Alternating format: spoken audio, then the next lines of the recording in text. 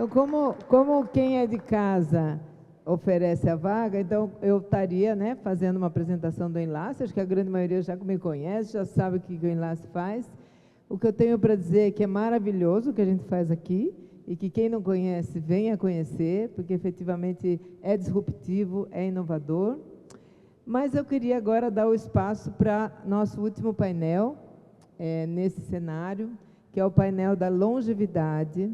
É um tema que cada vez mais ele tem sido, né, pauta, ele é fundamental, porque a gente vai falar, né, de longevidade para todos. Não quer dizer que nós vamos falar dos velhinhos, mas nós vamos falar do como, né, falar da longevidade tem a ver com todos nós. Então eu vou convidar a Marília Duque, da Choca. Marília, super parceira, estamos fazendo um trabalho em conjunto. Vou convidar o Tom Almeida, que também, né, já fizemos o painel junto, e o Cacá Rodem, que fez o filme Quantos Dias e Quantas Noites.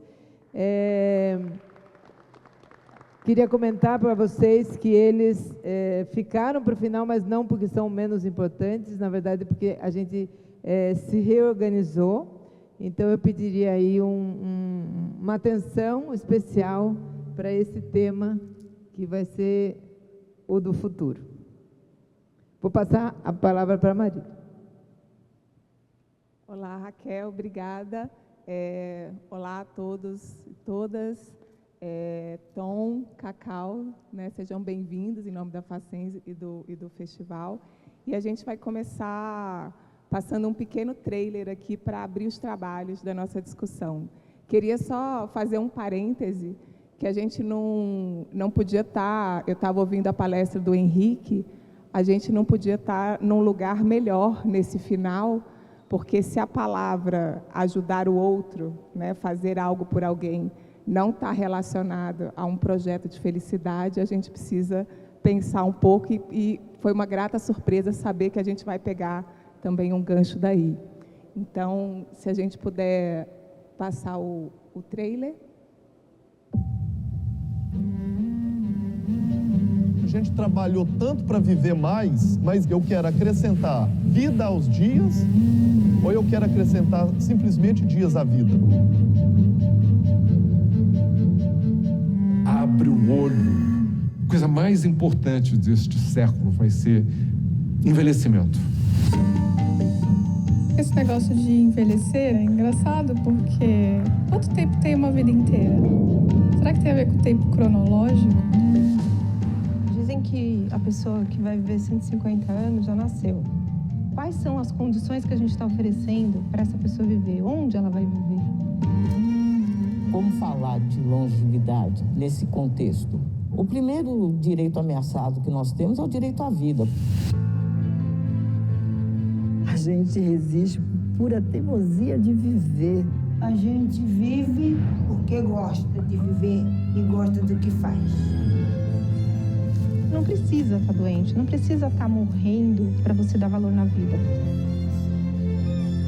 É mais gostoso você viver uma vida que respeita a morte. Porque ela vai chegar. Você precisa se preparar para estar vivo no dia que ela chegar. Se você começa a se preparar para a longevidade aos 20, é melhor do que aos 30. Se não começou aos 20 ou aos 30, começa aos 40, aos 50, aos 80. Quanto mais cedo, melhor. Mas nunca é tarde demais.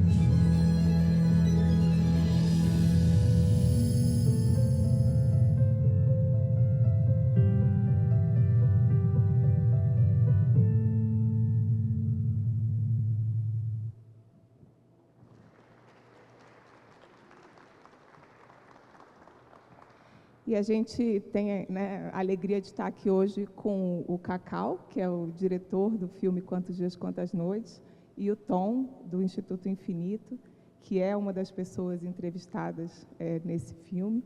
E a gente já vai falar um pouquinho sobre isso, mas antes eu queria convidar vocês para fazer um exercício. Queria convidar vocês para fechar os olhos. E eu queria que durante algum tempinho vocês pensassem em 3 pessoas que inspiram vocês. 3 ou 5? 5. 5 pessoas que inspiram vocês. Eu vou fazer o exercício junto com vocês.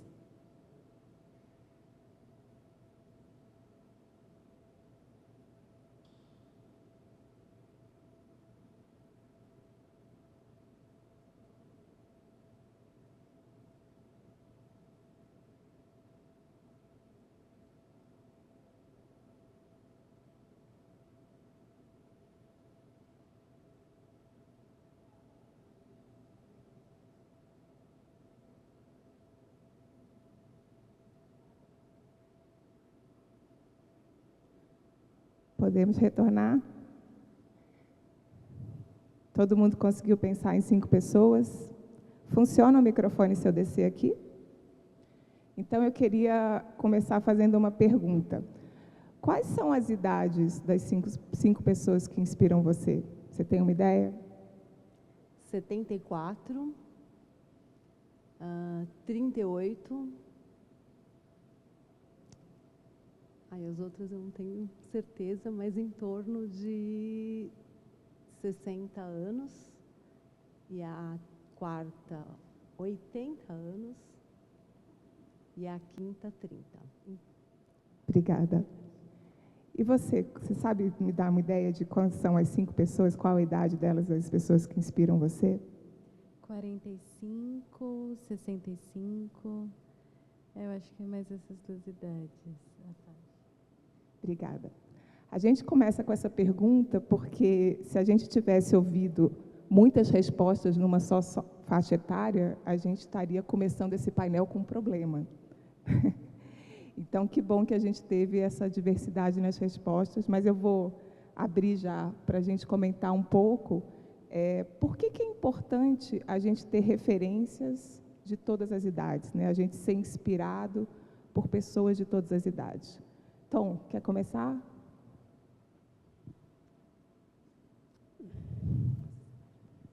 Eu acho que, na verdade, não só para isso, né, das referências, mas acho que para tudo na vida, quanto mais referências a gente tem a diversidade de olhares, de experiências, isso, obviamente, vai nos dar muito mais opções. Então, quando eu olho para alguém que já caminhou um caminho, que eu ainda vou trilhar esse caminho, eu tenho muito a aprender com o que foi feito. E, ao mesmo tempo, hoje, com as gerações, né, que tem tanto conhecimento, né, uma geração que os filhos estão ensinando para os pais muito sobre tecnologia e tudo mais, também acho que tem uma coisa de honrar o que está sendo feito por aqui. E eu sou muito feliz, assim, por hoje a gente está falando tanto sobre ancestralidade, sobre realmente reconhecer ainda para trás, a gente olhar tudo que veio, né, todas as vidas que já houveram antes da gente. Então, eu acho que isso só traz para a gente muito mais riqueza, traz para a gente perspectivas. O meu trabalho é bastante voltado para finitude, luto e tudo mais. E quando a gente olha, por exemplo, para outras culturas, como outras culturas olham para esse tema, é quase como emprestar uma nova lente para olhar sobre aquele mesmo tema. Então, eu acho que quando a gente busca diferentes referências, a gente vê que não existe apenas uma verdade, que existem muitas verdades. E daí, com a soma de diferentes lentes, eu acabo construindo qual que é a minha verdade, qual é a soma da minha verdade. Eu acho que isso enriquece o nosso mundo interior, acho que enriquece as nossas relações e, consequentemente, faz com que uma comunidade, que um grupo, ele seja muito mais rico, ele seja muito mais forte. Eu acho que isso também estabelece muito mais respeito, estabelece pertencimento. Eu acho que traz algo de entender que eu não sou sozinho num espaço. Tem a ver com quem já veio, com quem está vindo, com quem está caminhando do meu lado mais para frente. Então, eu acho que é uma fórmula de conexão muito poderosa. Cacau? Olá, boa tarde a todas e a todos. O Tom falou, uma das palavras que o Tom colocou, que eu acho que talvez seja uma palavra que é muito determinante para o que a gente mira para o nosso futuro, para o nosso presente, é diversidade. Eu lembro eu fiz uma série que chama Corações e Mentes, e um professor de agroecologia me contando a respeito do trabalho deles. Ele falou uma coisa que para mim serve muito como uma metáfora para nós todos. Ele falou: veja o poder da diversidade. Na floresta, aquela floresta exuberante, a floresta nativa, não há ninguém trabalhando aquele solo colocando adubo, defensivos agrícolas, e aquela floresta é poderosa, aquele solo é poderoso. Enquanto na monocultura ela é frágil, precisa cuidar muito para que uma praga não destrua aquilo tudo do dia para a noite. Então, eu acho que a diversidade é realmente algo absolutamente determinante para que a gente possa mirar um futuro mais positivo, mais sustentável, no sentido mais amplo dessa palavra, que às vezes parece que está desgastada. E quando a gente fala de longevidade e das relações intergeracionais, essa importância de a gente quebrar com esse apartheid, porque ainda, infelizmente, existe um apartheid geracional. No Brasil, isso é bastante evidente. E a gente perde um manancial imenso de conhecimentos, de experiências dos nossos ancestrais, das pessoas que vieram antes da gente e que estão nessa estrada há mais tempo. E muitas pessoas que já estão na estrada há muito tempo tentam conservar algo como se fosse permanente, quando a gente sabe que a impermanência é intrínseca à vida. E para que a gente possa usufruir dessa impermanência como algo rico, a gente precisa trocar. Então, essa troca é fundamental, como acontece na floresta. Então, o recorte de quantos dias, quantas noites, foi justamente nesse sentido, de a gente colocar uma lente de aumento sobre esse assunto, sobre o assunto da importância das relações intergeracionais serem legítimas, verdadeiras, profundas, né? Sobretudo porque a gente não pode sustentar esse apartheid. Daqui a pouquinho, daqui a 20 anos, nós vamos ter mais pessoas com 50 a mais, 60 a mais pessoas nessa faixa etária do que jovens e crianças. A gente não está repondo na nossa pirâmide demográfica. Então, que não é mais pirâmide quase, né? Já está toda... Já não é mais uma pirâmide. Então, é importante que a gente abra o olho. Essa revolução já está acontecendo e a gente não pode perder esse barco. É só isso que pode tornar, de alguma maneira, a vida um pouco mais sustentável nesse planeta. E as coisas são todas interdependentes, né? Por isso, do olhar holístico para isso, não é a longevidade, são as longevidades, né?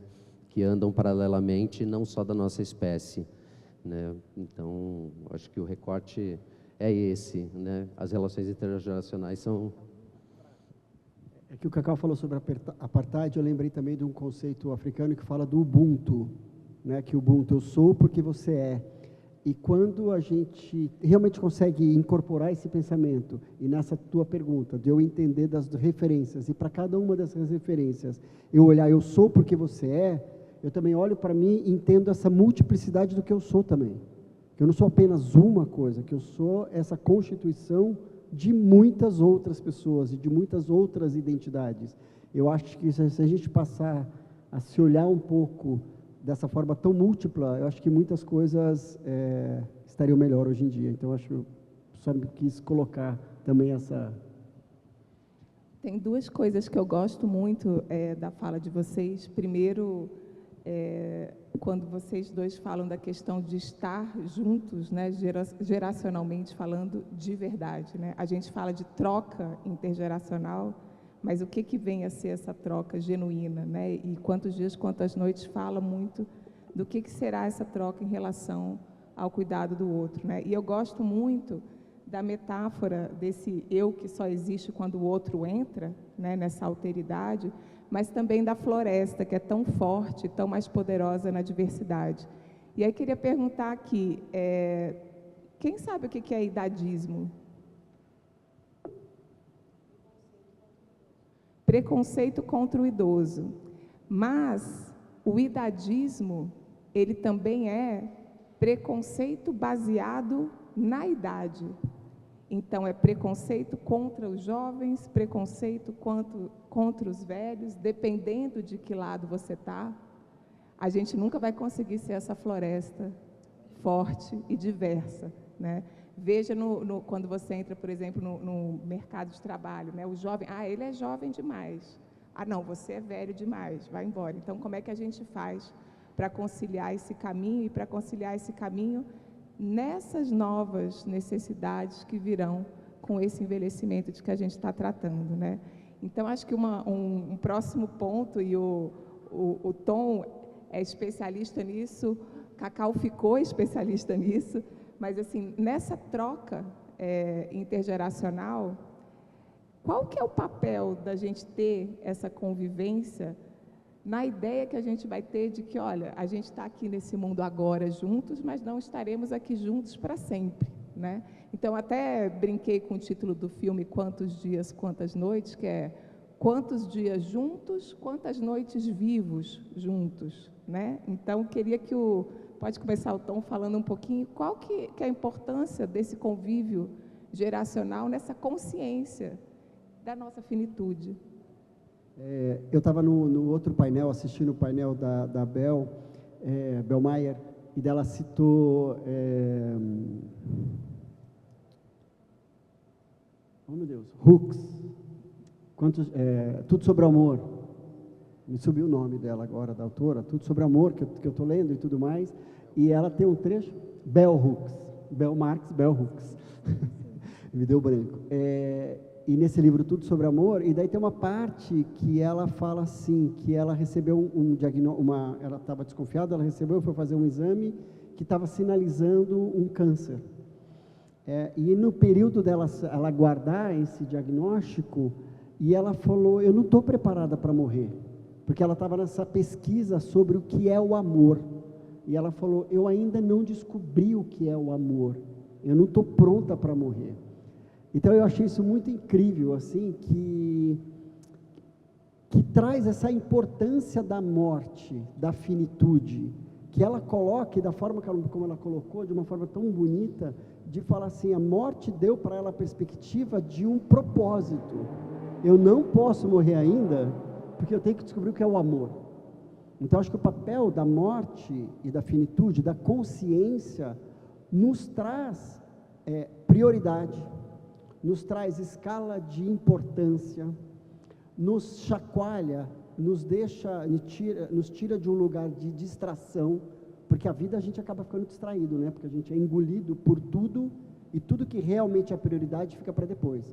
Fica para quando eu aposentar, para quando eu tirar férias, é sempre um para quando, e às vezes esse para quando ele não tem garantia, não existe uma garantia disso. Então a morte, ela traz esse papel.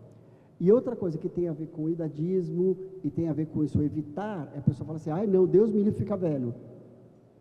Se você não ficar velho, você vai morrer. Então, assim, na verdade, é um baita privilégio. Eu não gosto de celebrar aniversário. É um presente. Então, assim, é uma construção que existe de um medo, de eu querer evitar algo inevitável. E é super interessante, né? A gente tem muitas frases feitas, né, que a gente fala assim, a morte é a única certeza que a gente tem. Eu tenho certeza que todo mundo aqui já deve ter falado essa frase, ou já ouviu. E, na verdade, quando alguém fala isso, ele está encerrando uma conversa. É uma certeza, vamos falar sobre hoje à noite, o que a gente vai fazer. Ela não abre uma conversa. E será que é uma certeza mesmo? Ou é só assim, eu não estou interessado em abrir essa conversa? Então, é uma forma total de evitar isso. E eu tenho uma camiseta que eu uso, às vezes, em algumas palestras, alguma coisa, que ela pergunta assim, você vai estar vivo se você morrer hoje? Tipo assim, como assim se eu vou estar vivo, se eu vou morrer? Mas é isso, você vai estar vivendo, você está contemplando. Então, eu acho que a consciência da finitude da morte, e não sou eu que inventei esse conceito. Então, se você for estudar aí, olhar culturas milenares e várias linhas, o budismo e muitas linhas, nos mostram isso, a importância de olhar, e principalmente para mim, o meu chamado para eu mergulhar nesse assunto é muito maravilhoso isso que nos deram, esse privilégio de estar aqui vivendo. Como é que eu posso honrar isso? Então eu só consigo honrar, eu só consigo saber a alegria se eu vivo a tristeza. Eu só consigo ver a luz se eu convivo com a escuridão. Então são esses opostos que nos tornam mais talvez seletivos e mais presentes, né? Aqui em alguns momentos foi falado sobre meditação, sobre mindfulness. Tem muitas meditações, meditar sobre a sua própria finitude, sobre a sua própria morte, para efetivamente te trazer para o presente. Meditar e olhar sobre o privilégio de envelhecer. Acho que envelhecer é um baita privilégio. Baita privilégio. Eu convivo com pessoas que não vão ter esse privilégio de envelhecer. Quer dizer, envelhecer, a gente está envelhecendo desde o dia que a gente nasce, né? Mas de realmente ter uma vida longínqua. A Ana Mi, que está aqui no filme, uma grande amiga, e ela não teve, mas ela questiona, né? Quanto tempo cabe numa vida? Uma vida inteira. Então, eu acho que é sobre isso. Eu não sei se eu devaguei muito, se eu respondi a tua pergunta, mas eu me perdi, assim, mas... Não, e é interessante porque quanto tempo, né, cabe numa vida inteira, e é um pouco do que a gente está discutindo aí, de quantas gerações cabem numa vida inteira, e o que a gente faz com isso em relação ao propósito, em relação ao legado, né, a nossa contribuição para o legado, né, você estava comentando da palestra de ancestralidade, né, o que a gente vai fazendo com isso. E o Cacau, acho que olhou de perto e fez um recorte muito rico sobre como essas... Acho que eu posso falar de negociações, né? Porque a gente está falando de uma escassez de tempo, de um excesso de informação, mas de uma relação de pessoas que às vezes não pode esperar.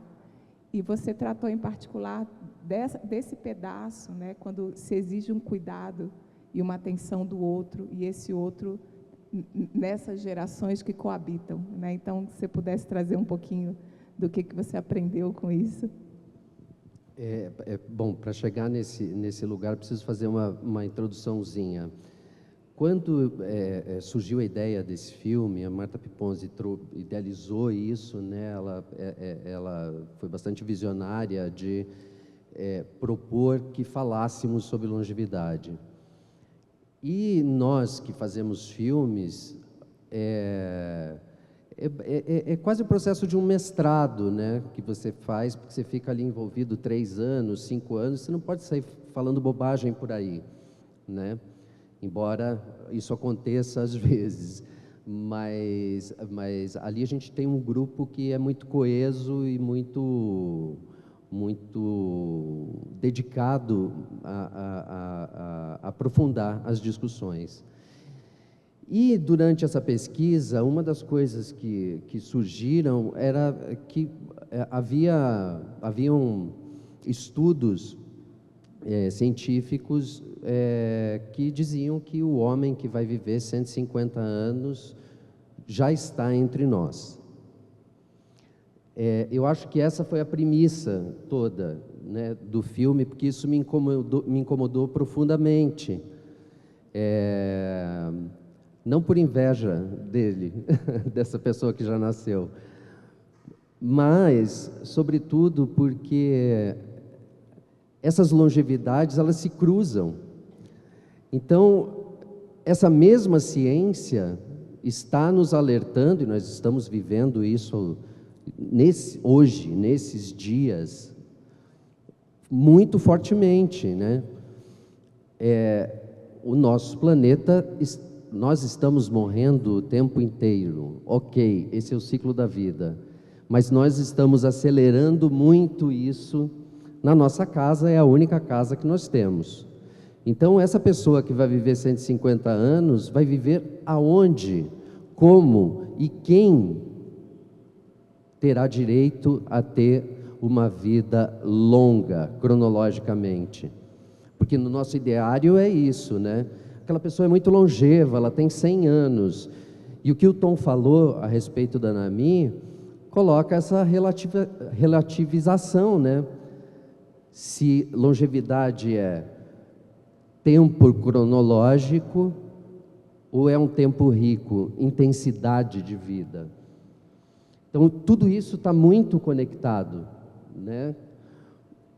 A gente precisa se fazer essa pergunta o tempo todo, porque senão fica totalmente no campo teórico. O campo teórico, ele dá um embasamento muito importante para nós todos, mas como o Alexandre Kalash, diretor, presidente do Centro Internacional da Longevidade Brasil, ele fala assim, eu falo tanto disso porque, e às vezes sou acusado de ativismo, ele fala, porque viver é um ato político. Então, quer dizer, todas as nossas ações também são muito determinantes, né, para a vida do outro, para a nossa vida. Então, assim, eu acho que basicamente esse filme ele coloca isso muito fortemente, né? Em vez de a gente ter escolhido uma narrativa que falasse de exceções de pessoas com 100 anos que estão saltando de paraquedas, ou alguém que estava deprimido depois da aposentadoria e pegou as suas economias e hoje tem um restaurante famoso porque ele aprendeu a fazer polvo. Não é sobre isso. A maior parte da população brasileira, a maior parte da população mundial, o Brasil é o espelho da desigualdade que existe no mundo todo. Não tem direito a essa longevidade, não tem direito a essa troca, não tem direito a essa troca intergeracional. E a gente, todos nós, somos responsáveis por isso. É preciso que todo mundo se mobilize, que a academia se mobilize, que os poderes se mobilizem, que eu individualmente, que a minha comunidade... Tem um alarme tocando, né?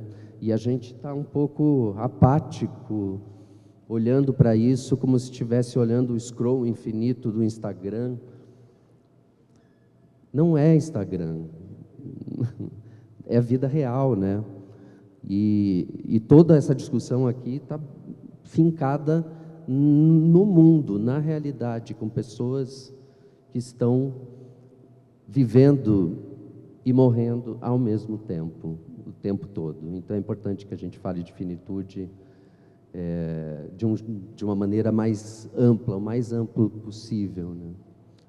Eu acho que a gente tem, né, dois caminhos, né? Um caminho que é quase filosófico, né, que a gente vai entrar também um pouco do qual que é o papel da finitude na vida, né, da consciência da finitude na vida, mas um papel também que é esse político, né, que o Cacau trouxe um pouco, que longevidade, ela ainda é um privilégio no Brasil. A gente quer que a gente envelheça cada vez melhor, mas a gente também quer que cada vez mais pessoas tenham o direito de envelhecer, né? Você não precisa ir muito longe, você pode ir da região norte para a região sul, você vai ver diferenças de mais de 4% entre a porcentagem da população com 60 anos ou mais. Se você for voltar para São Paulo, entre os distritos, né, de um distrito para o outro, a expectativa de vida pode variar imensamente.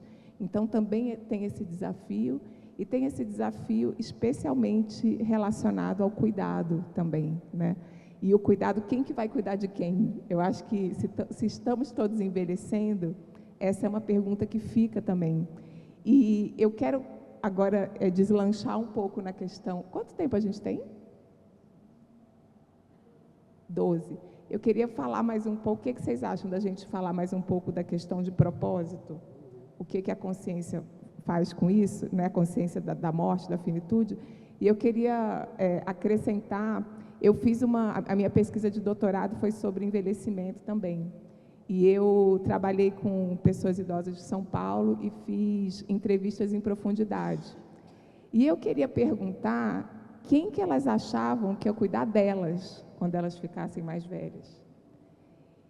Também não gostei muito do que eu ouvi, porque elas falavam, uma falou, Deus, porque minha filha não tem tempo, o outro não sei o quê, o outro não sei o que lá. Então, essas negociações do que é prioridade, do que é urgente, do que é possível, né? Mas aí eu falei, bom, pode ficar meio esquisito eu virar para a pessoa e falar, né, quem que você acha que vai cuidar de você antes de você morrer, né? Aí eu falei, não, eu vou então, antes de fazer essa pergunta, eu vou fazer uma outra pergunta que é, quem cuidou dos seus pais? Né? Seus pais estão vivos? Quem cuidou dos seus pais? E, para minha surpresa, foi o ponto da entrevista que as pessoas desabavam em chorar. Porque as que tiveram o comprometimento e a possibilidade de estar junto a seus pais, no processo, né, até a morte, elas choravam de saudade. E as pessoas que não tiveram a possibilidade ou não escolheram participar, cuidar e participar desse momento, elas choravam por um vazio que não dava sentido, porque tanto numa situação quanto a outra, e aí eu vou passar para vocês comentarem exatamente isso,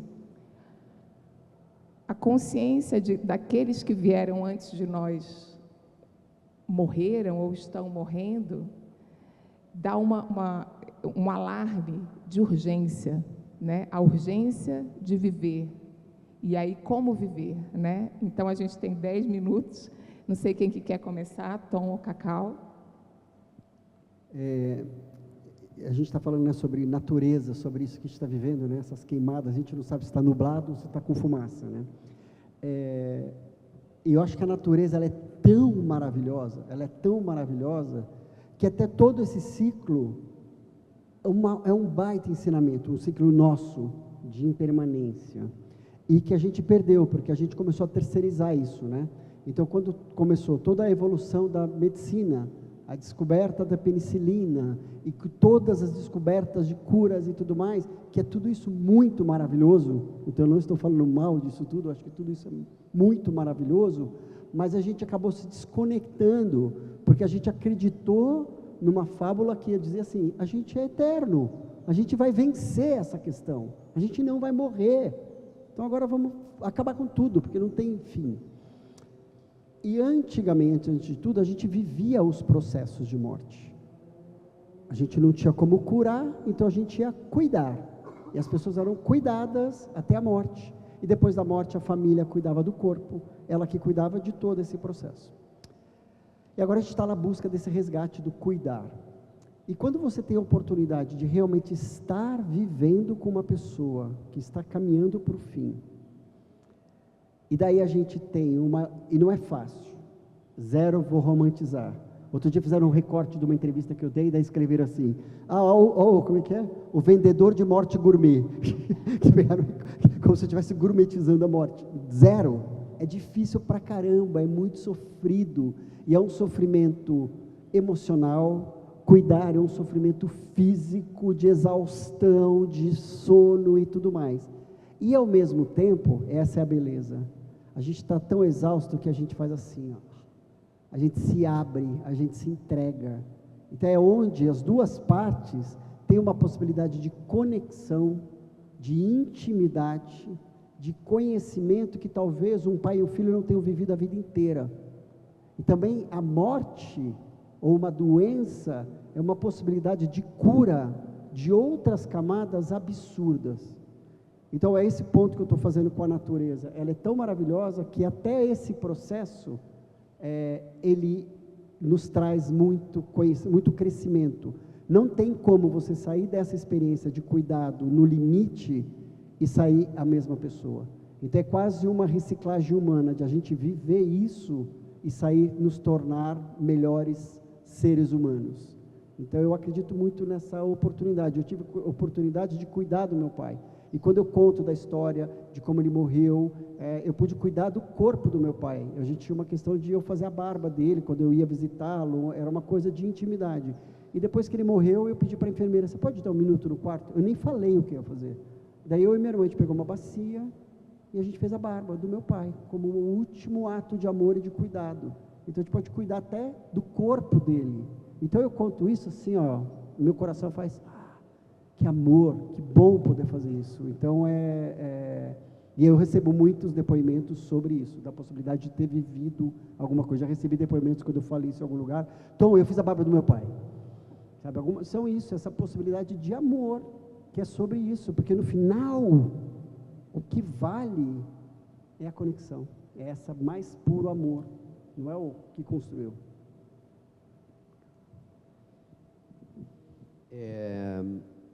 A gente está falando de cuidado, né?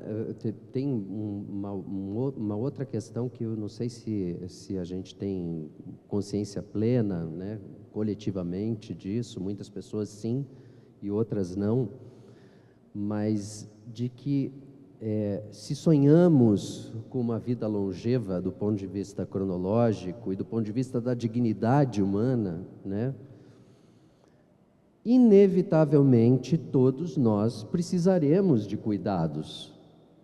Inevitavelmente. Vai cuidar ou ser cuidado, não tem como fugir, né? Exatamente. Cuidar e ser cuidado. Então, eu acho que isso é uma cultura, essa coisa da cultura do cuidado, isso precisa estar emaranhado nas relações, né, sociais, isso precisa estar com tentáculos fortes na nossa humanidade, né? Porque é inevitável, né? Eu tenho uma amiga que é cadeirante e ela está no filme também, a Mona. Ela fala uma coisa assim: todos nós teremos algum tipo de deficiência, né? Para a gente ver o nível de preconceito que... Então, assim, quando eu estou começando a enxergar mal, isso significa que meu corpo já está... quando tem um problema de mobilidade, né? E são coisas que o envelhecimento do corpo traz, inevitavelmente, né? Então, eu acho que isso também faz muito parte dessa discussão, né? De a gente promover uma cultura de cuidado. E daí, mais uma vez, holisticamente, não adianta a gente cuidar só o autocuidado e nem só cuidar dos nossos, mas a gente entender como a gente consegue amplificar esse cuidado, né? Para o mundo, para as coisas, né? Para as outras pessoas. E tem um ponto também, Cacau, que eu acho super interessante, assim, você está pronto para ser cuidado? Porque a gente é super protagonista, a gente faz, a gente tá. E quando você precisa, então como é que a gente começa a praticar ser cuidado? Porque se tudo der certo, alguém vai te amar, vai ter que cuidar de você, e daí onde vai o teu orgulho? Então é prática, eu comecei a praticar isso, antes eu sei tudo. Como é que a gente vai abaixando a guarda para poder ser cuidado? Talvez alguém vai ter que trocar minha fralda, quem sabe. E as questões de gênero também nisso, né? A maioria do cuidado é exercido pelas mulheres. Os homens normalmente não estão nessa conta. E isso não sou eu que estou falando, isso é fato, isso são dados. Os estudos mostram que na maioria das famílias onde tem algum idoso ou alguma pessoa com uma doença incurável, grave, quem cuida é majoritariamente pessoas do sexo feminino, são mulheres. Então a gente precisa também, acho que aí tem um dado importantíssimo, né? Porque também majoritariamente são os homens que são bélicos, majoritariamente são os homens que estão destruindo esse planeta de alguma maneira. A gente precisa rever um pouco isso, né? Não é uma coisa de também criar um apartheid aí, mas está na hora de que essa revolução consiga incorporar essas ideias, essas reflexões, na verdade, né? Eu acho que a gente tem muitos desafios que caminham juntos, né? A gente falou, quem vai cuidar de quem, né?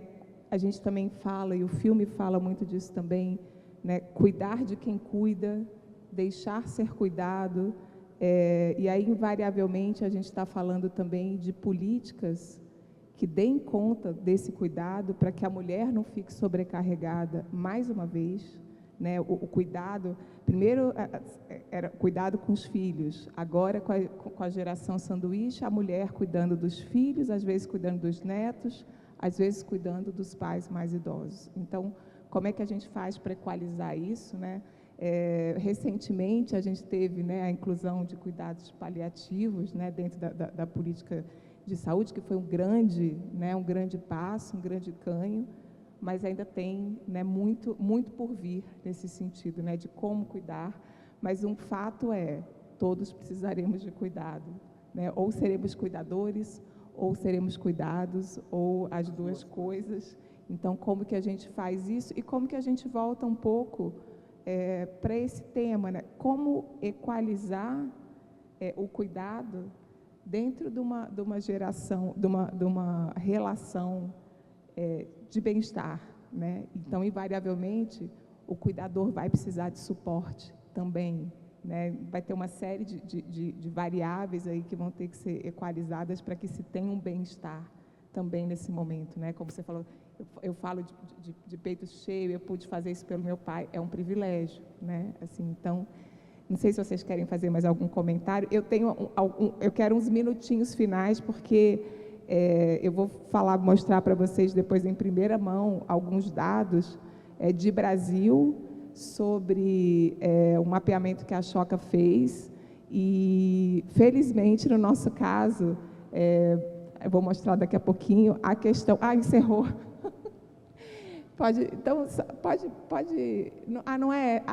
É só mostrar rapidinho, e aí eu dou a última palavra para o Cacau e para o Tom, mas a gente fez um mapeamento do ecossistema de inovação social em longevidade, e, ao contrário do Henrique, né, que falou que ajudar o outro não é uma questão, a gente, dentro da perspectiva da intergeracionalidade e dos ganhos de fazer, né, entre gerações, a gente identificou que as iniciativas que estão contribuindo com alguma inovação para o ecossistema, que estão contribuindo para gerar oportunidades de convívio e trocas intergeracionais, está ali em quarto lugar, são 65% delas.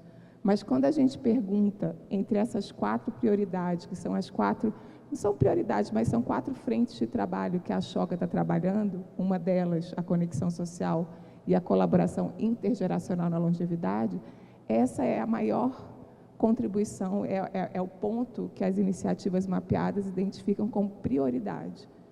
Criar oportunidades para conexão social e trocas intergeracionais. Então, fico feliz de encerrar, né? Vou dar a última palavra para o Tom e para o Cacau, mas fico feliz de trazer um outro lado, né, daqui do Brasil, que a gente ainda vai começar a lançar esses resultados agora, mas que traz que a terra, né, no nosso território, uma preocupação muito grande e já mãos, né, na massa com relação a como potencializar essa conexão social e esse convívio intergeracional tão fundamental para esse bem-estar que a gente está querendo discutir aqui hoje. Então, quer se despedir? Sim. Primeiro, eu queria me desculpar, porque a gente não colocou a palavra morte no título, e pode ser que tivesse a palavra, alguém tinha fugido. Então, se alguém ficou incomodado, eu queria me desculpar, mas, na verdade, eu queria fazer um convite. O medo ele é muito maior quando a gente não olha para ele. A dor é muito maior quando a gente não olha ela e vive ela. Então, se alguém está extremamente desconfortável com a possibilidade da sua própria finitude ou das pessoas que você ama, o mais importante é a gente criar repertório, a gente se habituar com o tema, a gente ler, a gente conviver, a gente ser impactado no Instagram sobre isso, ou seja, cada vez mais conviver com essa informação, para ela ir naturalizando, porque, afinal de contas, é natural. Então, para a gente naturalizar isso, porque com mais repertório, a gente vai criando uma musculatura emocional para poder sustentar esse espaço que a gente está vivendo e que a gente vai viver. Então, eu queria só deixar um convite para vocês seguirem infinito.etc no Instagram, que ali a gente promove conteúdo diário, de diversas formas, para falar sobre morte, luto, terminalidade, cuidados paliativos, e sempre convites muito amorosos e acolhedores para falar sobre um tema que é desafiador, que é difícil. Então, a gente não banaliza o tamanho da dor, mas a gente acolhe e abre espaço de conversa. Muito obrigado.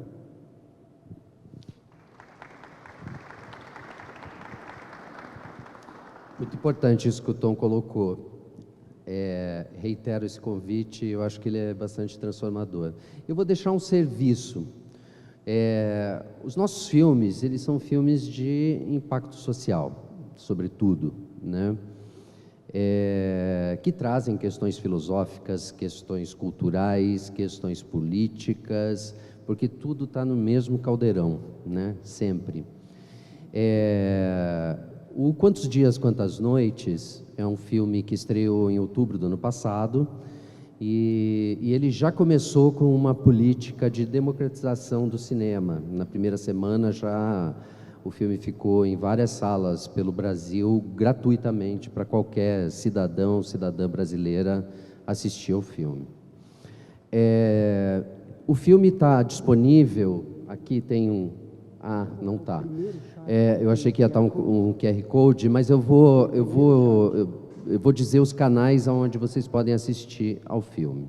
Ele está gratuitamente no YouTube, no canal do Dr. Drauzio Varela, numa plataforma que é sensacional, tem uma curadoria de filmes ótimos, tem outros filmes também, que é no Itaú Cultural Play. Ele está disponível na Aquarius, que é uma plataforma que você encontra dentro do Amazon Prime.